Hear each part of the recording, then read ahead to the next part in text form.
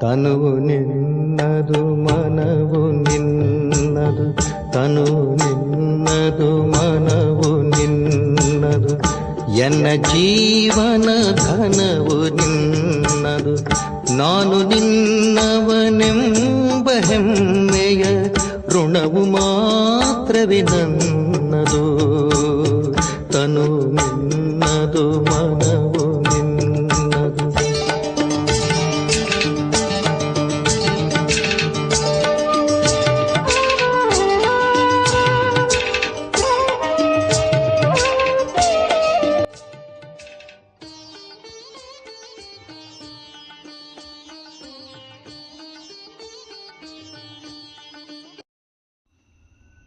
ಓಂ ಶಾಂತಿ.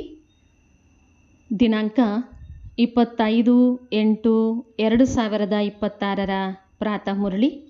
ಬಾಪ್ದಾದ ಮಧುಬನ. ಮಧುರ ಮಕ್ಕಳೇ, ತಂದೆ ಮತ್ತು ಆಸ್ತಿಯ ನೆನಪು ಮಾಡೋದರಲ್ಲಿ ನಿಮ್ಮ ಸಂಪಾದನೆಯೂ ಇದೆ, ಆರೋಗ್ಯವೂ ಇದೆ. ನೀವು ಅಮರರಾಗ್ತೀರಿ. ಶಿವ ಭಗವಾನು ವಾಚ: ಜನ್ಮ ಜನ್ಮಾಂತರದಿಂದ ಅರ್ಧಕಲ್ಪ ಮಕ್ಕಳು ಸತ್ಸಂಗ ಮಾಡಿದ್ದೀರಿ. ಸಾಧು, ಸಂತ, ಪಂಡಿತ ಮೊದಲಾದವರ ಎಲ್ಲ ಮನುಷ್ಯರ ಸತ್ಸಂಗಗಳಿರ್ತವೆ. ಈಗ ಇಲ್ಲಿಯದ್ದು ಮನುಷ್ಯರ ಸತ್ಸಂಗವಲ್ಲ, ಇದಕ್ಕೆ ಆತ್ಮಿಕ ಸತ್ಸಂಗವೆಂದು ಹೇಳಲಾಗ್ತದೆ. ಪರಮಾತ್ಮ ಆತ್ಮಗಳ ಜೊತೆ ಆತ್ಮಿಕ ವಾರ್ತಾಲಾಪ ಅರ್ಥಾತ್ ಸತ್ಸಂಗ ಮಾಡ್ತಾರೆ. ನೀವಿಲ್ಲಿ ಯಾವುದೇ ಮನುಷ್ಯರಿಂದ ಕೇಳೋದಿಲ್ಲ ಅಥವಾ ದೇವತೆಗಳಿಂದಲೂ ಕೇಳೋದಿಲ್ಲ.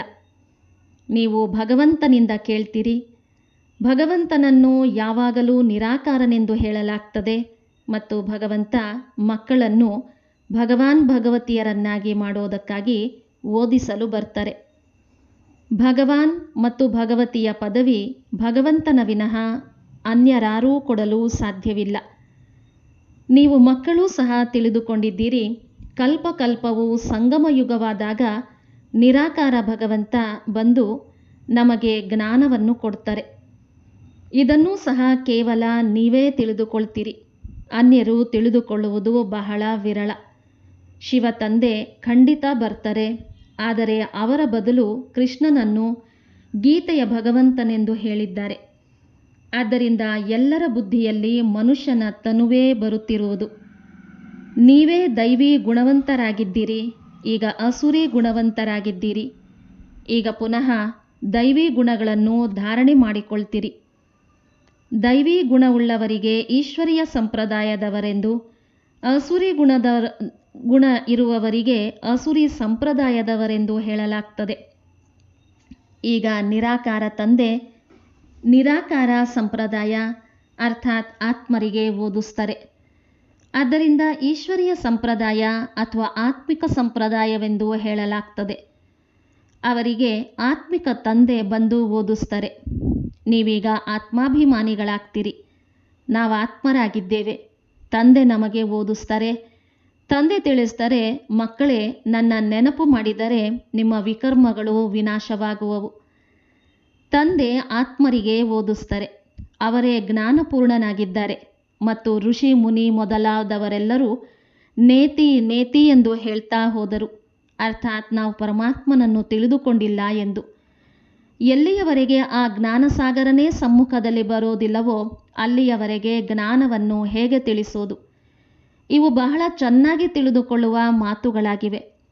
ನಮಗೆ ಯಾವುದೇ ಮನುಷ್ಯರು ಓದಿಸುತ್ತಿಲ್ಲ, ತಂದೆ ಓದಿಸ್ತಾರೆ. ಅವರು ಬೇಹದ್ದಿನ ನಿರಾಕಾರನಾಗಿದ್ದಾರೆ. ಇದನ್ನೂ ಸಹ ಮಕ್ಕಳಿಗೆ ತಿಳಿಸಲಾಗಿದೆ. ಪ್ರತಿಯೊಬ್ಬರಿಗೆ ಸಾಕಾರ ಮತ್ತು ನಿರಾಕಾರ ಇಬ್ಬರು ತಂದೆಯರಿರ್ತಾರೆ. ಒಬ್ಬರು ಆತ್ಮಿಕ ತಂದೆ, ಇನ್ನೊಬ್ಬರು ದೈಹಿಕ ತಂದೆ. ಆತ್ಮಿಕ ತಂದೆಯೇ ಬಂದು ಆತ್ಮರನ್ನು ಪಾವನ ಮಾಡ್ತಾರೆ. ನೀವು ತಿಳಿದುಕೊಂಡಿದ್ದೀರಿ, ನಾವು ಪಾವನರಾಗಿದ್ದೆವು, ನಂತರ ಪತಿತರಾದೆವು. ಈಗ ಪುನಃ ಪತಿತರಿಂದ ಹೇಗೆ ಪಾವನರಾಗ್ತೇವೆ? ಚಿತ್ರಗಳು ಸಮ್ಮುಖದಲ್ಲಿವೆ. ತಂದೆ ಸಲಹೆ ನೀಡ್ತಾರೆ, ಪದೇ ಪದೇ ಚಕ್ರದ ಮುಂದೆ ಹೋಗಿ ಕುಳಿತುಕೊಳ್ಳಿ, ಆಗ ಬುದ್ಧಿಯಲ್ಲಿ ಸಂಪೂರ್ಣ ಜ್ಞಾನ ಬರ್ತದೆ. ನಾವೀಗ ಸಂಗಮ ಯುಗದಲ್ಲಿ ಕುಳಿತಿದ್ದೇವೆ. ಮತ್ತೆಲ್ಲರೂ ತಮ್ಮನ್ನು ಕಲಿಯುಗದಲ್ಲಿದ್ದೇವೆಂದು ತಿಳಿತಾರೆ. ಕಲಿಯುಗಕ್ಕೆ ಘೋರ ಅಂಧಕಾರವೆಂದು ಹೇಳಲಾಗ್ತದೆ. ನೀವೀಗ ಸಂಗಮದಲ್ಲಿದ್ದೀರಿ. ಈಗ ನಿಮಗೆ ಪ್ರಕಾಶತೆ ಇದೆ. ಮತ್ತು ಸತ್ಯಯುಗದಲ್ಲಿ ನಿಮಗೆ ಈ ಜ್ಞಾನವಿರೋದಿಲ್ಲ. ತಂದೆ ಬಂದಾಗಲೇ ಘೋರ ಪ್ರಕಾಶತೆಯಾಗ್ತದೆ. ಈ ಸಂಗಮ ಯುಗವೇ ಕಲ್ಯಾಣಕಾರಿ ಯುಗವಾಗಿದೆ. ಇಂತಹ ಯುಗ ಮತ್ಯಾವುದೂ ಇಲ್ಲ. ಈ ಸಮಯದಲ್ಲಿಯೇ ತಂದೆ ಬರ್ತಾರೆ. ಸತ್ಯಯುಗಕ್ಕೂ ಕಲ್ಯಾಣಕಾರಿ ಎಂದು ಹೇಳೋದಿಲ್ಲ. ಅಲ್ಲಿ ಯಾರದ್ದೇ ಕಲ್ಯಾಣವಾಗೋದಿಲ್ಲ. ಕಲ್ಯಾಣ ಸಂಗಮ ಯುಗದಲ್ಲಿಯೇ ಆಗ್ತದೆ. ಸತ್ಯಯುಗದಲ್ಲಂತೂ ಕಲ್ಯಾಣವಾಗಿಯೇ ಇರ್ತದೆ. ಸಂಗಮದಲ್ಲಿಯೇ ಕಲಿಯುಗವನ್ನು ಸತ್ಯಯುಗ ಕಲ್ಯಾಣಕಾರಿಯನ್ನಾಗಿ ಮಾಡ್ತಾರೆ. ಅಂದಮೇಲೆ ಈಗ ನೋಡಿ, ನಿಮ್ಮದು ಎಷ್ಟೊಂದು ಕಲ್ಯಾಣವಾಗ್ತದೆ. ಕೇವಲ ತಂದೆ ಮತ್ತು ಆಸ್ತಿಯ ನೆನಪು ಮಾಡುವುದರಲ್ಲಿ ನಿಮ್ಮದು ಎಷ್ಟು ಸಂಪಾದನೆ ಇದೆ. ಸಂಪಾದನೆಯೂ ಇದೆ, ಮತ್ತೊಂದು ಕಡೆ ಆರೋಗ್ಯವೂ ಇದೆ. ನಿಮ್ಮ ಜೀವನ ಅಮರವಾಗ್ತದೆ. ಎಂದು ಅಕಾಲ ಮೃತ್ಯುವಾಗೋದಿಲ್ಲ. ಅಂದಾಗ ಮಕ್ಕಳಿಗೆ ಎಷ್ಟೊಂದು ಖುಷಿ ಇರಬೇಕು. ಏಕೆಂದರೆ ನಿಮ್ಮ ಬುದ್ಧಿಯಲ್ಲಿ ಸಂಪೂರ್ಣ ಜ್ಞಾನವಿದೆ. ಇಲ್ಲಿ ನೀವು ಮಕ್ಕಳು ಬರುತ್ತೀರೆಂದರೆ ಪುರುಷಾರ್ಥ ಮಾಡಿ ಮ್ಯೂಸಿಯಂನ ಚಿತ್ರಗಳ ಬಗ್ಗೆ ತಿಳಿಸಲು ಯೋಗ್ಯರಾಗಬೇಕು. ತಮ್ಮನ್ನು ಯೋಗ್ಯನನ್ನಾಗಿ ಮಾಡಿಕೊಳ್ಳಲು 7-8 ದಿನಗಳವರೆಗೆ ಕಲಿತುಕೊಳ್ಳಿ. ಅಭ್ಯಾಸವಾಯಿತೆಂದರೆ ಸೇವೆಗಾಗಿ ಹೊರಡಿ. ಸೇವೆ ಮಾಡಿ ಮರಳಿ ಬನ್ನಿ. ಇದನ್ನು ಕಲಿಯುವುದಂತೂ ಬಹಳ ಸಹಜವಾಗಿದೆ. ಚಿತ್ರವನ್ನು ಸಮ್ಮುಖದಲ್ಲಿ ನೋಡುತ್ತಿದ್ದಂತೆಯೇ ಬುದ್ಧಿಯಲ್ಲಿ ಬಂದು ಬಿಡುತ್ತದೆ. ನಾವು ಸಂಗಮದಲ್ಲಿ ಕುಳಿತಿದ್ದೇವೆ. ಈಗ ಪ್ರಪಂಚದಲ್ಲಿ ಬಹಳ ಜನಸಂಖ್ಯೆ ಇದೆ. ನಾಳೆಯ ದಿನ ಬಹಳ ಕಡಿಮೆ ಸಂಖ್ಯೆ ಇರ್ತದೆ. ಏಕೆಂದರೆ ಇಷ್ಟೊಂದು ಮನುಷ್ಯರೆಲ್ಲರೂ ಹಿಂತಿರುಗಿ ಹೋಗುವರು. ಈಗ ಸ್ವಯಂ ತಂದೆಯೇ ಬಂದಿದ್ದಾರೆ. ಮಕ್ಕಳಿಗೆ ಎಷ್ಟೊಂದು ಗೌರವ ಕೊಡ್ತಾರೆ. ದೂರ ದೇಶದಲ್ಲಿರುವವರು ಪರದೇಶದಲ್ಲಿ ಬಂದರು. ರಾವಣನ ದೇಶ ಪರದೇಶವಲ್ಲವೇ? ರಾಮನ ದೇಶದಲ್ಲಿ ಎಂದೂ ರಾವಣ ಬರಲು ಸಾಧ್ಯವಿಲ್ಲ. ಇದರ ಮೇಲೆ ಒಂದು ಕಥೆ ತಿಳಿಸ್ತಾರೆ. ಏನೆಲ್ಲ ಕಥೆಗಳನ್ನು ತಿಳಿಸುತ್ತಾರೆಯೋ ಅವೆಲ್ಲವೂ ದಂತ ಕಥೆಗಳಾಗಿವೆ. ಈ ಕಥೆಗಳಲ್ಲಿ ಯಾವುದೇ ಸಾರವೂ ಇಲ್ಲ. ಕಾದಂಬರಿಗಳಲ್ಲಿಯೂ ಯಾವುದೇ ಸಾರವಿಲ್ಲ. ಎಷ್ಟೊಂದು ಕಾದಂಬರಿ ಪುಸ್ತಕಗಳು ಮಾರಾಟವಾಗ್ತವೆ. ಕೇವಲ ಇವನ್ನು ಮಾರುವವರೇ ಲಕ್ಷಾಧಿಪತಿಗಳಾಗ್ತಾರೆ. ಈಗ ನೀವು ಮಕ್ಕಳ ಪಾಲನೆ ತಂದೆಯ ಕೈಯಲ್ಲಿದೆ. ನಿಮ್ಮೊಂದಿಗೆ ತಿನ್ನುವೆನು, ಅರ್ಥಾತ್ ನಿಮ್ಮ ಭಂಡಾರದಿಂದಲೇ ತಿನ್ನುವೆನು. ನಿಮ್ಮ ಎಲ್ಲ ಪಾಲನೆ ಇಲ್ಲಿಯೇ ಆಗ್ತದೆ. ಯಾರು ಸಮರ್ಪಿತರಾಗುತ್ತಾರೆಯೋ ಅವರ ಪಾಲನೆಯಂತೂ ಆಗಿಯೇ ಆಗ್ತದೆ. ಆದರೆ ಮನಸ್ಸಿನಿಂದಲೂ ಇದೆಲ್ಲವೂ ಈಶ್ವರ ತಂದೆಯದ್ದಾಗಿದೆ, ನಾನು ಟ್ರಸ್ಟಿಯಾಗಿದ್ದೇನೆ, ನಾನು ಶ್ರೀಮತದನುಸಾರವೇ ನಡೆದು ಖರ್ಚು ಮಾಡುತ್ತೇನೆಂದು ಯಾರು ತಿಳಿದುಕೊಳ್ಳುವರೋ ಅವರೂ ಸಹ ಶಿವತಂದೆಯ ಭಂಡಾರದಿಂದಲೇ ಸ್ವೀಕಾರ ಮಾಡಿದಂತಾಗ್ತದೆ. ಶಿವತಂದೆಯ ಭಂಡಾರದಿಂದ ಸೇವಿಸೋದರಿಂದ ಹೃದಯ ಶುದ್ಧವಾಗ್ತದೆ. ಹೊರಗೆ ಇರುವವರು ಶಿವತಂದೆಯ ಭಂಡಾರದಿಂದ ಸ್ವೀಕಾರ ಮಾಡೋದಿಲ್ಲ ಎಂದಲ್ಲ. ತಂದೆಯ ಆದೇಶದನುಸಾರ ನಡೆಯುವವರು ಸಹ ತಂದೆಯ ಭಂಡಾರದಿಂದಲೇ ಸೇವಿಸಿದಂತಾಗುತ್ತದೆ. ಯಾವ ಭಂಡಾರದಿಂದ ಸ್ವೀಕರಿಸುವರೋ ಆ ಭಂಡಾರ ಸಂಪನ್ನ ಮತ್ತು ಕಾಲಕಂಟಕಗಳು ದೂರವಾಗ್ತವೆ. ಅದರ ನಂತರ ನೀವೆಂದೂ ಅಕಾಲ ಮೃತ್ಯು ಹೊಂದೋದಿಲ್ಲ. ಈ ಸಮಯದಲ್ಲಿಯೇ ಶಿವತಂದೆ ಬರ್ತಾರೆ. ಅವರ ಮಹಿಮೆಯ ಗಾಯನವೂ ಇದೆ. ಶಿವ ಜಯಂತಿಯನ್ನೂ ಆಚರಿಸ್ತಾರೆ. ಆದರೆ ಅವರ ಜಯಂತಿ ಹೇಗಾಗ್ತದೆ ಎಂಬುದನ್ನು ಯಾರೂ ತಿಳಿದುಕೊಂಡಿಲ್ಲ. ತಂದೆಯೂ ಸಹ ಅವಶ್ಯವಾಗಿ ಬರುತ್ತಾರಲ್ಲವೇ? ಯಾವ ಮಕ್ಕಳೆಲ್ಲರೂ ಬರುತ್ತಾರೆಯೋ ಅವರಿಗೆ ಶಿವತಂದೆಯ ಭಂಡಾರದಿಂದಲೇ ಆಹಾರ ಸಿಗ್ತದೆ. ಪುರುಷರು ಸಮರ್ಪಿತರಾದರೆ ಸರಿ. ಒಂದು ವೇಳೆ ಅವರು ಸಮರ್ಪಿತ ಆಗದಿದ್ದರೆ ಮಾತೆಯರು ಏನು ಮಾಡುವುದು? ಏಕೆಂದರೆ ಅದು ಪತಿಯ ಸಂಪಾದನೆಯಾಗಿರ್ತದೆ. ಅವರಂತೂ ಸಮರ್ಪಣೆಯಾಗೋದಿಲ್ಲ. ಅವರು ಯಾವಾಗ ಸಂಪಾದಿಸುವರೋ ಆಗಲೇ ಸ್ತ್ರೀಯರು ಸ್ವೀಕರಿಸುವರು. ದಂಪತಿಗಳಿಬ್ಬರೂ ಸಮರ್ಪಿತರಾಗಿದ್ದಾಗ ಅಂಥವರ ಪಾಲನೆ ಶಿವತಂದೆಯ ಭಂಡಾರದಿಂದಾಗ್ತದೆ ಎಂದರ್ಥ. ಇದೆಲ್ಲವನ್ನೂ ತಂದೆ ಮಕ್ಕಳಿಗೆ ಬಹಳ ಚೆನ್ನಾಗಿ ತಿಳಿಸ್ತಾರೆ. ಬುದ್ಧಿಯಲ್ಲಿರಲಿ, ನಾವು ಕರ್ಮಾತೀತ ಆಗೋವರೆಗೆ ತಂದೆಯ ಬಳಿ ಕುಳಿತಿರ್ತೇವೆ. ದಿನ ಪ್ರತಿದಿನ ನಾವು ನಮ್ಮ ಸ್ವರಾಜ್ಯಕ್ಕೆ ಸಮೀಪಿಸುತ್ತಾ ಹೋಗ್ತೇವೆ. ಸಮಯ ಕಳೆಯುತ್ತಾ ಹೋಗ್ತದೆ. ನೀವು ಸಮೀಪ ಬರುತ್ತಾ ಹೋಗ್ತೀರಿ. ಸತ್ಯಯುಗದ ಮೊದಲ ವರ್ಷಕ್ಕೆ ಇನ್ನೆಷ್ಟು ವರ್ಷಗಳಿರಬಹುದು? ಈಗೆಷ್ಟು ಸಮೀಪ ಬಂದಿದ್ದೀರಿ? ತಂದೆ ತಿಳಿಸಿದರೆ, ಮಕ್ಕಳೇ, ಈಗ ನಿಮ್ಮ 84 ಜನ್ಮಗಳ ಚಕ್ರ ಮುಕ್ತಾಯವಾಗ್ತದೆ. ನೀವೀಗ 84 ಜನ್ಮಗಳ ಚಕ್ರವನ್ನು ಅರಿತುಕೊಂಡಿದ್ದೀರಿ. ಚಕ್ರವನ್ನು ನೋಡುತ್ತಿದ್ದಂತೆಯೇ ನಾವೀಗ ಸಂಗಮ ಯುಗದಲ್ಲಿ ಇದ್ದೇವೆಂದು ಹೇಳ್ತಾರೆ. ಒಂದು ಕಡೆ ಕಲಿಯುಗ, ಇನ್ನೊಂದು ಕಡೆ ಸತ್ಯಯುಗವಿದೆ. ನಾಳೆ ನಾವು ನಮ್ಮ ಸುಖಧಾಮದಲ್ಲಿರ್ತೇವೆ. ಪ್ರಪಂಚದವರಿಗೆ ತಿಳಿದಿಲ್ಲ. ಅವರು ಸಂಪೂರ್ಣ ಘೋರ ಅಂಧಕಾರದಲ್ಲಿದ್ದಾರೆ. ನೀವು ಮಕ್ಕಳಿಗೆ ಬಹಳ ಖುಷಿ ಇರಬೇಕು. ಬೇಹದ್ದಿನ ತಂದೆಯಿಂದ ನಾವು 21 ಜನ್ಮಗಳ ಸಂಪಾದನೆ ಮಾಡಿಕೊಳ್ತೇವೆ. ಸದಾ ಸುಖದ ಆಸ್ತಿಯನ್ನು ಪಡೆಯುತ್ತಿದ್ದೇವೆಂದು ಖುಷಿ ಇರ್ತದೆ. ಸ್ವರ್ಗವಾಸಿಗಳಾಗುವುದು ನಿಮ್ಮ ಅದೃಷ್ಟದಲ್ಲಿಯೂ ಇದೆ. ಸ್ವರ್ಗ ಒಂದು ಅದ್ಭುತವಾದದ್ದಾಗಿದೆ. ಹೇಗೆ 7 ಅದ್ಭುತಗಳನ್ನು ತೋರಿಸುತ್ತಾರಲ್ಲವೇ?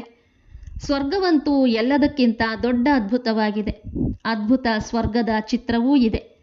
ಈ ಲಕ್ಷ್ಮೀನಾರಾಯಣರು ಸ್ವರ್ಗದ ಮಾಲೀಕರಾಗಿದ್ದರು. ಆದ್ದರಿಂದ ತಂದೆ ಬರೆದಿದ್ದರು, ಮೇಲೆ ಸೂರ್ಯವಂಶೀಯರ ಹೆಸರು, ಅದರ ಕೆಳಗಡೆ ಚಂದ್ರವಂಶೀಯರ ಹೆಸರನ್ನು ಬರೆಯಿರಿ, ಆಗ ಅರ್ಧಕಲ್ಪ ಪೂರ್ಣವಾಗುವುದು. ಸೂರ್ಯವಂಶಿ ಚಂದ್ರವಂಶಿ ಒಂದೊಂದಕ್ಕೂ 1250 ವರ್ಷಗಳು ನಡೀತವೆ. ಇದರಿಂದ ಲಕ್ಷಾಂತರ ವರ್ಷಗಳ ಮಾತು ಹೊರಟು ಹೋಗುವುದು. ಅಲ್ಲಿ ಬಾಹುಬಲದಲ್ಲಿ ಎಷ್ಟೊಂದು ಖರ್ಚಾಗ್ತದೆ. ಇಲ್ಲಿ ಆದಿಯಿಂದ ಹಿಡಿದು ಅಂತ್ಯದವರೆಗೆ ಏನೂ ಖರ್ಚಾಗುವುದಿಲ್ಲ. ಇದಂತೂ ತಂದೆ ಮಕ್ಕಳ ಲೆಕ್ಕವಾಗಿದೆ. ಖರ್ಚಿನ ಮಾತಿಲ್ಲ. ಇಲ್ಲಿ ಮಕ್ಕಳು ರಿಫ್ರೆಶ್ ಆಗಲಿ ಎಂದು ಮನೆಗಳನ್ನು ಕಟ್ಟಿಸಲಾಗ್ತದೆ. ಇದು ಮಕ್ಕಳದ್ದೇ ಹಣವಾಗಿದೆ. ಅದರಲ್ಲಿಯೂ ಎಷ್ಟೊಂದು ದಿನಗಳು ಕಳೆದು ಹೋಯಿತು. ಇನ್ನು ಕೆಲವೇ ದಿನಗಳಿವೆ. ಖರ್ಚೇನೂ ಇಲ್ಲ. ನೀವು ಕವಡೆಯೂ ಖರ್ಚಿಲ್ಲದೆ ಜೀವನ್ಮುಕ್ತಿ ಪಡಿತೀರಿ. ಇದರಲ್ಲಿ ಕೇವಲ ಪರಿಶ್ರಮದ ಮಾತಾಗಿದೆ. ಭಗವಂತನನ್ನು ಎಲ್ಲ ಭಕ್ತರು ನೆನಪು ಮಾಡ್ತಾರೆ. ಆದರೆ ಭಗವಂತ ಯಾರೆಂಬುದನ್ನು ತಿಳಿದುಕೊಂಡಿಲ್ಲ. ಭಗವಂತನನ್ನು ಅರಿಯದ ಕಾರಣ ಅನೇಕರನ್ನು ಭಗವಂತನೆಂದು ನಂಬುತ್ತಾರೆ. ಈಗ ನೀವು ಮಕ್ಕಳು ಸತ್ಯ ತಂದೆಯ ಪರಿಚಯ ಕೊಡಬೇಕಾಗಿದೆ. ತಂದೆ ಎಷ್ಟು ಬಾರಿ ತಿಳಿಸಿದ್ದಾರೆ. ದೊಡ್ಡ ದೊಡ್ಡ ಚಿತ್ರಗಳನ್ನು ಮುಖ್ಯ ಸ್ಥಾನಗಳು ಎಂದರೆ ವಿಮಾನ ನಿಲ್ದಾಣದಂತಹ ಸ್ಥಾನಗಳಲ್ಲಿ ಹಾಕಿರಿ. ವಿಮಾನ ನಿಲ್ದಾಣದವರು ಏನು ತೆಗೆದುಕೊಳ್ಳುವರು? ಅವರಿಗೆ ತಿಳಿಸಿ, ಇದು ಎಲ್ಲ ಮನುಷ್ಯರ ಕಲ್ಯಾಣಕ್ಕಾಗಿ ಇವೆ. ಇದರ ಬಗ್ಗೆ ತಿಳಿದುಕೊಳ್ಳೋದರಿಂದಲೇ ಮನುಷ್ಯರು ತಂದೆಯಿಂದ ಆಸ್ತಿ ಪಡೆದು ವಿಶ್ವದ ಮಾಲೀಕರಾಗುವರು. ಮುಖ್ಯವಾದದ್ದು ದೆಹಲಿಯಾಗಿದೆ. ದೆಹಲಿ ರಾಜಧಾನಿಯಲ್ಲವೇ? ಅಲ್ಲಿ ಎಲ್ಲರೂ ಒಟ್ಟಿಗೆ ಸೇರ್ತಾರೆ. ಅಲ್ಲಿ ಇಂತಹ ದೊಡ್ಡ ದೊಡ್ಡ ಚಿತ್ರಗಳಿರಲಿ. ಮುಖ್ಯವಾದವು ತ್ರಿಮೂರ್ತಿ, ಸೃಷ್ಟಿಚಕ್ರ ಮತ್ತು ಕಲ್ಪವೃಕ್ಷವಾಗಿದೆ. ಈ ಏಣಿಯ ಚಿತ್ರ ಚಮತ್ಕಾರ ಮಾಡುವಂಥದ್ದಾಗಿದೆ. ಇದರಲ್ಲಿ ವಿನಾಶದ ಬಗ್ಗೆ ಬಹಳ ಚೆನ್ನಾಗಿ ಬರೆಯಲ್ಪಟ್ಟಿದೆ. ಮತ್ತು ಪತಿತ ಪಾವನ ಪರಮಪಿತ ಪರಮಾತ್ಮನೋ ಅಥವಾ ನೀರಿನ ನದಿಯೋ ನಿರ್ಣಯಿಸಿರಿ. ಬ್ರಹ್ಮಕುಮಾರ ಕುಮಾರಿಯರು ಕೇಳ್ತಾರೆ, ಈಶ್ವರ ಸರ್ವವ್ಯಾಪಿಯೇ ಅಥವಾ ಒಬ್ಬ ನಿರಾಕಾರ ಪರಮಪಿತ ಪರಮಾತ್ಮನಾಗಿದ್ದಾರೆಯೇ? ತಂದೆಯಿಂದ ಮಕ್ಕಳಿಗೆ ಆಸ್ತಿ ಸಿಗ್ತದೆ. ಈ ಚಿತ್ರವೂ ಮುಖ್ಯವಾಗಿದೆ. ತ್ರಿಮೂರ್ತಿಯ ಚಿತ್ರವೂ ಸಹ ಬಹಳ ಬಹಳ ಅಮೂಲ್ಯವಾಗಿದೆ. ಬ್ರಹ್ಮನ ಮೂಲಕ ವಿಷ್ಣುಪುರಿಯ ಸ್ಥಾಪನೆಯಾಗ್ತದೆ ಮತ್ತು ಅವರೇ ಪಾಲನೆಯನ್ನೂ ಮಾಡ್ತಾರೆ. ಮಕ್ಕಳಿಗೆ ಅಪಾರ ಖುಷಿ ಇರಲಿ. ಬೇಹದ್ದಿನ ತಂದೆ ನಮಗೆ ಓದಿಸ್ತಾರೆ ಸ್ವರ್ಗದ ಮಾಲೀಕರನ್ನಾಗಿ ಮಾಡೋದಕ್ಕಾಗಿ. ತಂದೆ ಬಂದು ಸ್ವರ್ಗದ ಸ್ಥಾಪನೆ, ನರಕದ ವಿನಾಶ ಮಾಡಿಸ್ತಾರೆ. ಆದ್ದರಿಂದ ಮಹಾಭಾರತ ಯುದ್ಧವೂ ಜೊತೆಯಲ್ಲಿದೆ. ಪ್ರತಿ 5000 ವರ್ಷಗಳ ನಂತರ ಈ ಚಕ್ರ ಸುತ್ತುತ್ತದೆ. ತಂದೆಯೂ ಸಹ ಕಲ್ಪಕಲ್ಪವೂ ಕಲ್ಪದ ಸಂಗಮ ಯುಗದಲ್ಲಿ ಬರ್ತಾರೆ. ಇದನ್ನು ಅವರು ಭಗವದ್ಗೀತೆಯಲ್ಲಿ ಯುಗ ಯುಗಗಳಲ್ಲಿ ಬರುತ್ತಾರೆಂದು ಹೇಳಿದ್ದಾರೆ. ಅದರಲ್ಲಿಯೂ 5 ಯುಗಗಳಿವೆ. ಅಂದ ಮೇಲೆ 5 ಬಾರಿ ಬರುವರೇ? ಹಾಗಾದರೆ 24 ಅವತಾರ ಎಂದು ಏಕೆ ಬರೆದಿದ್ದಾರೆ? ಮನುಷ್ಯರು ಎಷ್ಟೊಂದು ಯಜ್ಞ, ತಪ, ತೀರ್ಥಯಾತ್ರೆಗಳನ್ನು ಮಾಡ್ತಾರೆ. ಇವೆಲ್ಲವೂ ಭಗವಂತನೊಂದಿಗೆ ಮಿಲನ ಮಾಡುವ ಮಾರ್ಗಗಳೆಂದು ತಿಳಿಯುತ್ತಾರೆ. ಆದ್ದರಿಂದ ಭಗವಂತನ ಬಳಿ ಯಾರೂ ಹೋಗಲು ಸಾಧ್ಯವಿಲ್ಲ. ಅರ್ಧಕಲ್ಪ ಎಷ್ಟೊಂದು ತಲೆ ಕೆಡಿಸಿಕೊಂಡಿದ್ದೀರಿ. ಜನ್ಮ ಜನ್ಮಾಂತರದಿಂದ ತಿರುಗಾಡಿದಿರಿ. ಆದರೂ ಸಹ ತಂದೆ ಸಿಗಲಿಲ್ಲ. ಈಗ ತಂದೆ ನೀವು ಮಕ್ಕಳಿಗೆ ಎಷ್ಟು ಸಮೀಪವಿದ್ದಾರೆ, ನಿಮ್ಮೊಂದಿಗೆ ಮಾತನಾಡುತ್ತಿದ್ದಾರೆ, ನಿಮಗೆ ತಿಳಿಸ್ತಿದ್ದಾರೆ. ನೀವು ತಿಳಿದುಕೊಳ್ತೀರಿ, ಕಲ್ಪಕಲ್ಪವೂ ನಾವು ಇದೇ ರೀತಿ ಮಿಲನ ಮಾಡ್ತೇವೆ. ಏನು ಕಳೆಯಿತೋ ಅದು ಕಲ್ಪಕಲ್ಪವೂ ಆಗುವುದು. ಆ ದಾದಾರವರೇ ವಜ್ರ ವ್ಯಾಪಾರಿಯಾಗುವರು, ಮತ್ತೆ ಅವರಲ್ಲಿಯೇ ತಂದೆ ಪ್ರವೇಶ ಮಾಡುವರು, ಮತ್ತೆ ಅದೇ ಮಕ್ಕಳು ಬಂದು ತಂದೆಯ ಮಡಿಲು ಸೇರುತ್ತೀರಿ. ಪುನಃ ಸ್ವರ್ಗದ ಆಸ್ತಿ ತೆಗೆದುಕೊಳ್ತೀರಿ. ನೀವು ಮಕ್ಕಳ ಜೊತೆ ತಂದೆಯ ಈ ಅನಾದಿ ಅವಿನಾಶಿ ಪಾತ್ರ ಕಲ್ಪಕಲ್ಪವು ಇದೇ ರೀತಿ ಪುನರಾವರ್ತನೆಯಾಗ್ತಾ ಇರ್ತದೆ. ಒಳ್ಳೆಯದು. ಮಧುರಾತಿ ಮಧುರ ಅಗಲಿ ಹೋಗಿ ಮರಳಿ ಸಿಕ್ಕಿರುವ ಮಕ್ಕಳ ಪ್ರತಿ ಮಾತಾಪಿತಾ ಬಾಪ್ದಾದಾರವರ ನೆನಪು, ಪ್ರೀತಿ ಹಾಗೂ ಸುಪ್ರಭಾತ. ಆತ್ಮಿಕ ಮಕ್ಕಳಿಗೆ ಆತ್ಮಿಕ ತಂದೆಯ ನಮಸ್ತೆ. ಆತ್ಮಿಕ ಮಕ್ಕಳ ಆತ್ಮಿಕ ತಂದೆಗೆ ನಮಸ್ತೆ, ನಮಸ್ತೆ, ನಮಸ್ತೆ. ಧಾರಣೆಗಾಗಿ ಮುಖ್ಯಾಂಶಗಳು. ಇದು ಕಲ್ಯಾಣಕಾರಿ ಸಂಗಮ ಯುಗವಾಗಿದೆ. ಇದರಲ್ಲಿ ಪ್ರತಿ ಮಾತಿನಲ್ಲಿ ಕಲ್ಯಾಣವಿದೆ, ಸಂಪಾದನೆಯೇ ಸಂಪಾದನೆಯಿದೆ. ತಂದೆಯನ್ನು ಮತ್ತು ಆಸ್ತಿಯನ್ನು ನೆನಪು ಮಾಡಿ 21 ಜನ್ಮಗಳಿಗಾಗಿ ಜೀವನವನ್ನು ಅಮರ ಮಾಡಿಕೊಳ್ಳಬೇಕಾಗಿದೆ. ಪ್ರವೃತ್ತಿಯಲ್ಲಿರುತ್ತಾ ಮನಬುದ್ಧಿಯಿಂದ ಸಮರ್ಪಣೆಯಾಗಬೇಕಾಗಿದೆ. ಶ್ರೀಮತದ ಪ್ರಮಾಣ ಖರ್ಚು ಮಾಡಬೇಕಾಗಿದೆ. ಸಂಪೂರ್ಣ ಟ್ರಸ್ಟಿಯಾಗಿರಬೇಕಾಗಿದೆ. ಶಿವತಂದೆಯ ಭಂಡಾರ ಭರ್ಪೂರ್, ಕಾಲಕಂಟಕ ದೂರ. ವರದಾನ. ಸಹಯೋಗದ ಶಕ್ತಿಯಿಂದ ಅಸಹಯೋಗಿಗಳನ್ನು ಸಹಯೋಗಿಯನ್ನಾಗಿ ಮಾಡಿಕೊಳ್ಳುವ ತಂದೆಯ ಸಮಾನ ಪರೋಪಕಾರಿ ಭವ. ಸಹಯೋಗಿಗಳ ಜೊತೆ ಸಹಯೋಗಿ ಆಗುವುದೇನೂ ಮಹಾವೀರತೆ ಅಲ್ಲ. ಆದರೆ ಹೇಗೆ ತಂದೆ ಅಪಕಾರಿಗಳ ಮೇಲೆ ಉಪಕಾರ ಮಾಡುತ್ತಾರೆಯೋ ಹಾಗೆಯೇ ತಾವು ಮಕ್ಕಳೂ ಸಹ ತಂದೆಯ ಸಮಾನರಾಗಿರಿ. ಯಾರೆಷ್ಟಾದರೂ ಅಸಹಯೋಗಿ ಆಗಿರಲಿ, ತಾವು ತಮ್ಮ ಸಹಯೋಗದ ಶಕ್ತಿಯಿಂದ ಅವರನ್ನು ಸಹಯೋಗಿಯನ್ನಾಗಿ ಮಾಡಿ. ಈ ರೀತಿಯೂ ಯೋಚಿಸಬಾರದು, ಈ ಕಾರಣದಿಂದ ಇವರು ಮುಂದೊರೆಯುತ್ತಿಲ್ಲ. ಬಲಹೀನತೆಯನ್ನು ಬಲಹೀನತೆ ಎಂದು ತಿಳಿದು ಬಿಡಬಾರದು. ಆದರೆ ಅವರಿಗೆ ಬಲವನ್ನು ಕೊಟ್ಟು ಬಲಶಾಲಿಯನ್ನಾಗಿ ಮಾಡಿ. ಈ ಮಾತಿನ ಬಗ್ಗೆ ಗಮನ ಕೊಡುತ್ತೀರೆಂದರೆ ಸರ್ವೀಸಿನ ಯೋಜನೆಗಳೆಂಬ ಆಭರಣಗಳ ಮೇಲೆ ವಜ್ರಗಳ ಹೊಳಪುಂಟಾಗುತ್ತದೆ. ಅರ್ಥಾತ್ ಸಹಜವಾಗಿಯೇ ಪ್ರತ್ಯಕ್ಷತೆಯಾಗ್ತದೆ. ಸುವಾಕ್ಯ. ಕ್ರೋಧಕ್ಕೆ ಕಾರಣವಾಗಿದೆ ಸ್ವಾರ್ಥ ಅಥವಾ ಈರ್ಷೆ. ಇದೇ ಕಿರಿಕಿರಿಯಾಗುವ ಮೂಲ ಮಾತಾಗಿದೆ. ಮೊದಲು ಇದನ್ನೇ ಸಮಾಪ್ತಿಗೊಳಿಸಿರಿ. ಅವ್ಯಕ್ತ ಸೂಚನೆ. ಅಪವಿತ್ರತೆಯ ಬೀಜವನ್ನು ಸಮಾಪ್ತಿ ಮಾಡಿ ಸಂಪೂರ್ಣ ಸ್ವಚ್ಛವಾಗಿರಿ. ಪವಿತ್ರತೆ ತಳಪಾಯವಾಗಿದೆ ಹಾಗೂ ತಳಪಾಯದ ಬ್ರಹ್ಮಚರ್ಯ ವ್ರತ ಧಾರಣೆ ಮಾಡುವುದು ಇದು ಕಾಮನ್ ಮಾತಾಗಿದೆ. ಆದರೆ ತಾವು ಇನ್ನಷ್ಟು ಮುಂದುವರೆದಿದ್ದು ಎಂದರೆ ಈಗ ನಿಮ್ಮದು ಬಾಲ್ಯದ ಸ್ಟೇಜ್ ಅಲ್ಲ. ಈಗಂತೂ ವಾನಪ್ರಸ್ಥ ಸ್ಥಿತಿಯಲ್ಲಿ ಹೋಗಬೇಕು. ನಾನು ಬ್ರಹ್ಮಚಾರಿಯಾಗಿರ್ತೇನೆ, ಪವಿತ್ರವಾಗಿರ್ತೇನೆ, ಕೇವಲ ಇದರಲ್ಲಿ ಖುಷಿಯಾಗಬೇಡಿ. ಮೂಲ ತಳಪಾಯ ತಮ್ಮ ಸಂಕಲ್ಪವನ್ನು ಶುದ್ಧವಾಗಿ ಮಾಡಿಕೊಳ್ಳಿ. ಜ್ಞಾನ ಸ್ವರೂಪ ಮಾಡಿಕೊಳ್ಳಿ. ಶಕ್ತಿ ಸ್ವರೂಪ ಮಾಡಿಕೊಳ್ಳಿ. ಇಂದಿನ ಮುರಳಿಯ ಪ್ರಶ್ನೋತ್ತರ. ಹೃದಯವನ್ನು ಶುದ್ಧ ಮಾಡಿಕೊಳ್ಳುವ ಸಹಜ ಯುಕ್ತಿ ಯಾವುದಾಗಿದೆ? ಎಲ್ಲಿಯಾದರೂ ಇರಿ, ಟ್ರಸ್ಟಿಯಾಗಿರಿ. ಸದಾ ತಿಳಿದುಕೊಳ್ಳಿ, ನಾವು ಶಿವತಂದೆಯ ಭಂಡಾರದಿಂದ ತಿನ್ನುತ್ತೇವೆ. ಶಿವತಂದೆಯ ಭಂಡಾರದ ಭೋಜನವನ್ನು ತಿನ್ನುವವರ ಹೃದಯ ಶುದ್ಧವಾಗ್ತಾ ಹೋಗ್ತದೆ. ಪ್ರವೃತ್ತಿಯಲ್ಲಿರುತ್ತಾ ಒಂದು ವೇಳೆ ಶ್ರೀಮತದ ಪ್ರಮಾಣ ಆದೇಶದನುಸಾರ ಟ್ರಸ್ಟಿಯಾಗಿರುತ್ತೀರೆಂದರೆ ಅದು ಸಹ ಶಿವತಂದೆಯ ಭಂಡಾರವಾಗ್ತದೆ. ಮನಸ್ಸಿನಿಂದ ಸಮರ್ಪಿತವಾಗಿರ್ತದೆ. ಒಳ್ಳೆಯದು. ಓಂ ಶಾಂತಿ.